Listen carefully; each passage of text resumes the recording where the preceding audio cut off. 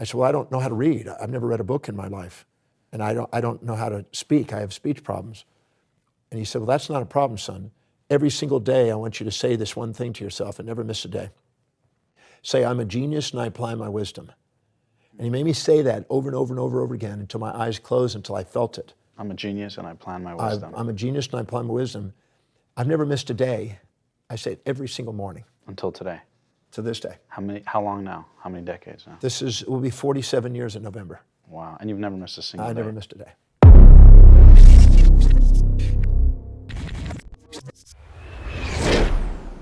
Paul Bragg said, if you say this affirmation, I'm a genius and I apply my wisdom, every single day, and never miss a day for the rest of your life, sooner or later the cells of your body will tingle with it, and so will the world. And when he said that, and that guy said, that guy's a freaking genius, I got tears in my eyes, and I just knew that I knew that I knew that I was going to pursue this, because if I figured if one little statement like that could change my life, I wonder what would happen if I filled a 24-hour day with affirmation statements. So I went home that night and I wrote out 24 hours worth of statements that I could say. I'm a master persistent, I do what it takes. I'm a genius and I apply my wisdom, right? No matter what I read, I retain everything, right? I have an autographic, photographic manner, whatever I read, I retain. You know, I do the right thing. I'm always at the right place, the right time to make the right context. I mean, I started just filling my day of how I wanted my life. Some were probably a little delusional at first until I refined them, but some were really dead center. And the intention was to subconsciously command yourself to have to do these. To fill an entire day with internal dialogue. Because I realized if one can do that, I wonder what would happen if I fill my entire day. So I did that. And that affirmation is 26 pages long. So I just started reciting that and filling that. So I noticed that I didn't have doubts if I did that, because my mind is focusing. I learned if you don't fill your day with high priority actions that inspire you, it fills up with low priority distractions that don't. And if you don't fill your mind with the statements of exactly how you want your life, it fills up with statements about how you don't want it. Yeah. So I started realizing that I had more command over my mind, so I started using that. Did you notice that that stuff on its own started attracting things into your life? Absolutely. More so than conscious effort would? Because I think for a lot of people listening, whether they're entrepreneurs or not, they think that, you know, to go out and make the money or build the business or create their impact, that they have to, quote unquote, do the work. And while they do have to do the work, what you're saying is that a bigger part of it is to get the perception right? The mindset right first. Your perceptions, decisions, and actions are what you have control over in life. And if you take command of those, you take command of your life. And I learned about breathing. I was studying yoga. I realized that as the mind wanders, so does the breath. As the breath wanders, so does the mind. So I learned how to master the breathing process, master the mental focus, started to focusing on how I wanted it, my life, started drawing out vision. I mean, I was doing, before The Secret and all that stuff came out, I was doing that because Paul Bragg taught me that. So that went on, and throughout 18, and right before I was turning 19, just weeks before my 19th birthday, my mom came to me at home and she said, son, what do you want for your birthday? Your birthday's coming up and Christmas is coming up. What do you want for your birthday? And I looked at her and I said, I want the greatest teachings on the face of the earth, the greatest writings humanity's ever created from the greatest minds who ever lived. And she just kind of looked at me like, you sure you don't want a t-shirt? And I'm sitting there going, no, Mom, I want the greatest teachings on the face of the earth. She went, okay, let me see what I can do. Now, she happened to have a brother, who was my uncle, Ralph, who was a professor at MIT, who was in physics and chemistry. And she contacted him, and as a gift, an extraordinary gift, he sent from where he lived on a flatbed truck 2 6 by 6 by 6 foot wooden crates that were lifted off the flatbed onto the ground, that I came out with a crowbar in, and unloaded thousands of books. Wow. And filled up my room with thousands of books and had a little yoga mat facing the window for the sun salute in the morning. And I just started devouring and reading books. I really didn't care about anything else. I didn't care about anything but learning at the time. And I just started reading, and I started observing what worked and what didn't work on reading so I could read faster, what was working, not work on retention. And I learned that if I share with somebody what I learned, I retain the most. So I started to want to teach because I wanted to do it so I could learn. Yeah, because then you learn it at an internal level. Yeah. You learn it good enough to teach. So I did every opportunity I could to teach. Every opportunity I could do to teach. I would just start talking and waiting for people to gather. Yeah, I didn't care where. Yeah. because I was doing it because I really wanted to know. I wanted to know the laws of the universe. I wanted to know what maximized human awareness and potential. I wanted to know what, how does somebody live an inspired and magnificent life? And I wanted to do, since the night I met Paul Bragg, I wanted to find someday when I'm his age, a 17-year-old man that I could pass the torch to. So I was on a vision to do that. I was not going to stop till I do it. And I'm getting closer to that day yet. I'm not quite old enough yet. I'm 65 in here in a few months, but I had that dream. So I just started pursuing that. When I went on to the University of Houston, I would sit under the trees and do yoga and eat an apple or something, and people gathered around and then asked questions. And I started having 100 to 150 students each day gather under the trees, and I started teaching. And if it rained, we'd go into the cafeteria, and some days it would swell to 400 people. So it'd be a whole park around, and we didn't have a microphone. So they'd just lean in and try to get the best they could, and people would say, this is what he said. And I was inspired by the idea that somebody would listen to me. That's right. And I was so grateful for the opportunity to be able to share.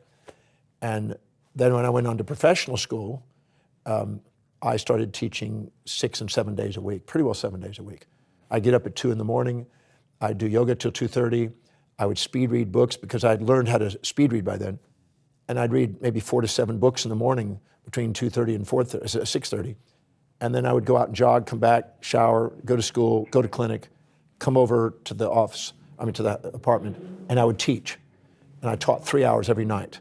And I'd have 20 to 30 students in the class every night. And were you charging money at the time? $20.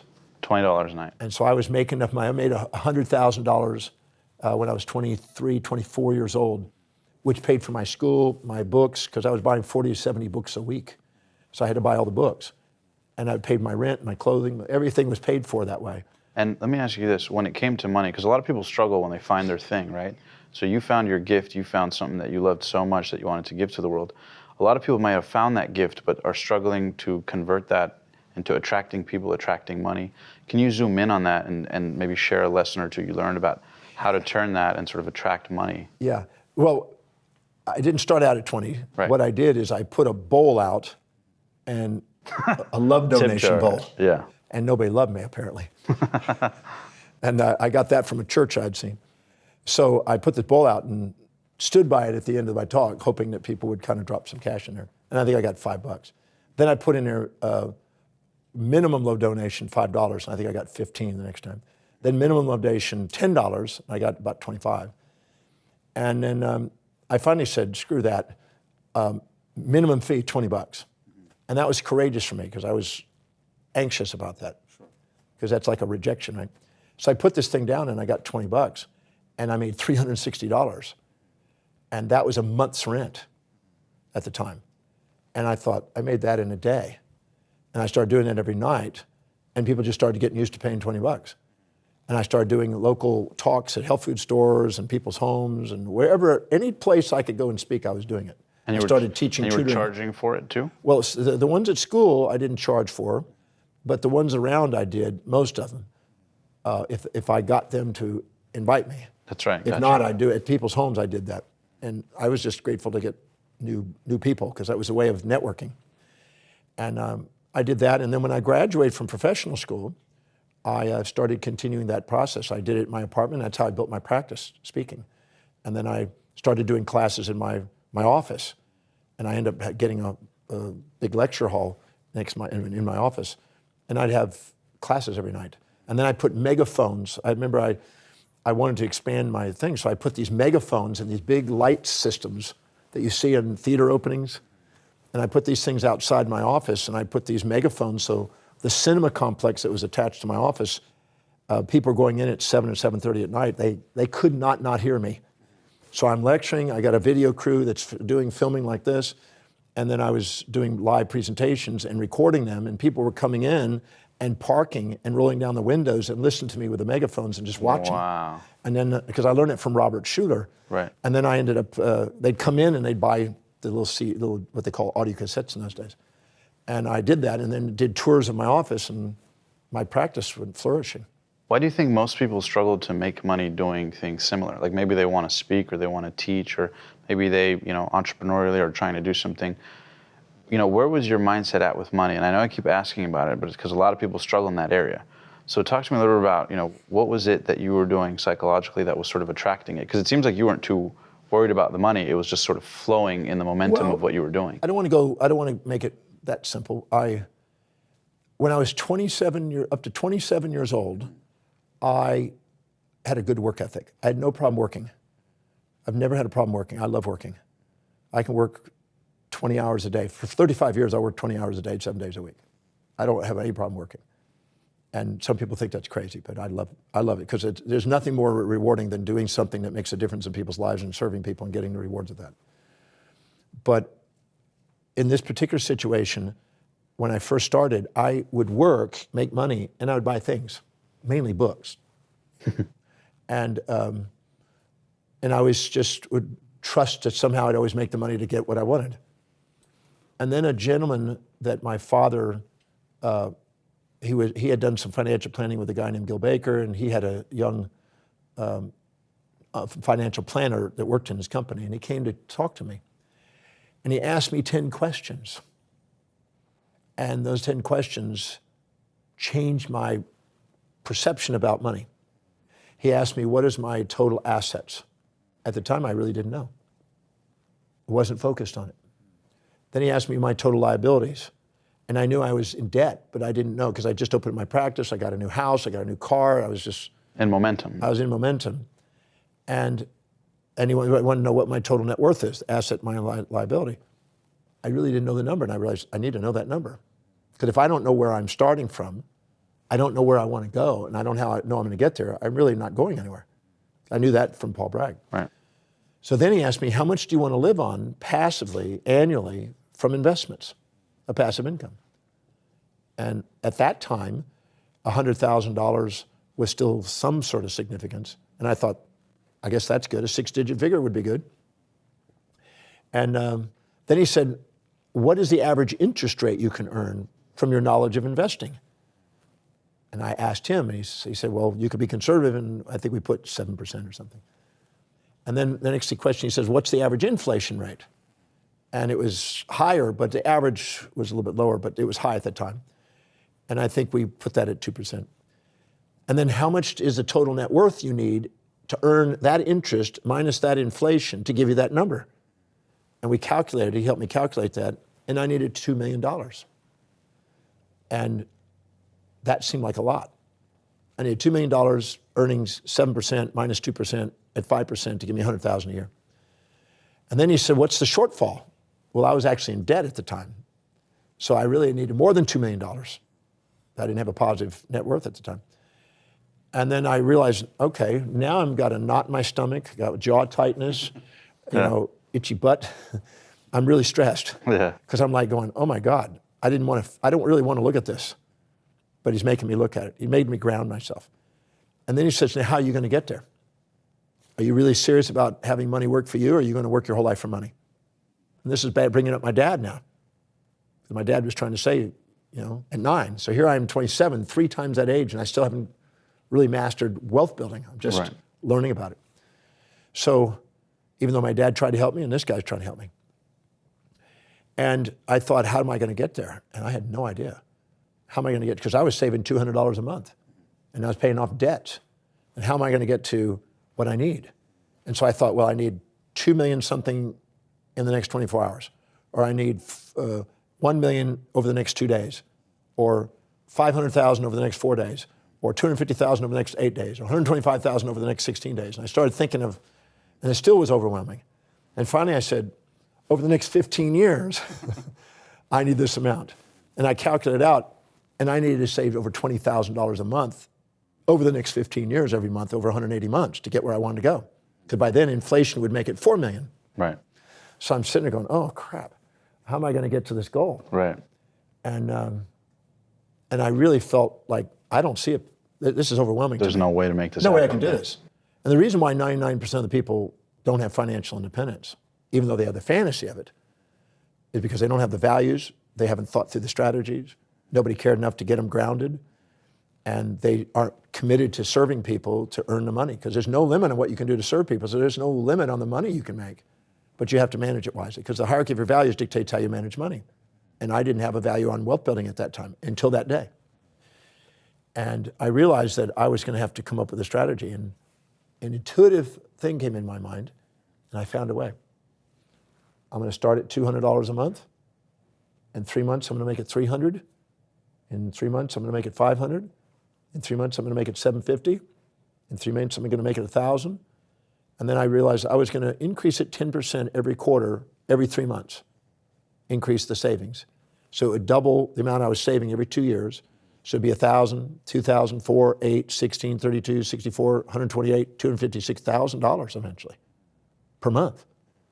So I kept escalating it with what I call a force accelerated savings technique and a force accelerated investment technique. And I bought myself time to how to become more efficient at work, how to serve more people, how to make more income. So you essentially learned how to pace the growth after you reverse engineered and it. I saw light at the end of the tunnel on how I could do it. Because now it was a simple step-by-step process. See, I knew I could take that next step. Exactly, yeah. So it wasn't overwhelming and you freeze up and, oh shit, what do I do? By the inch, it's a cinch. Right, piggy banks become biggy banks. You got to do little steps make big banks. Thank you so much for enjoying this video. And if you found this content valuable, uplifting, and inspiring to take your life and your business to the next level, then I have some exciting news for you.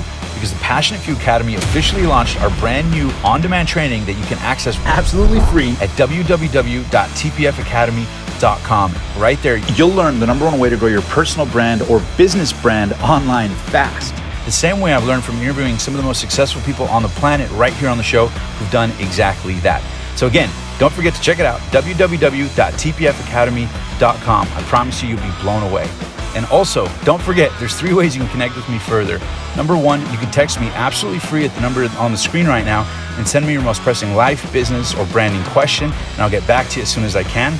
#2, if you'd like to be interviewed on the show, you can actually apply right now in the description below and apply to share your incredible story, brand, or business right here with an audience of potentially millions of people, the same way we've helped experts, entrepreneurs, and authors just like you. And don't forget, that opportunity comes with the ability to partner with us and help feed 1 million people through our partnership with Feeding America.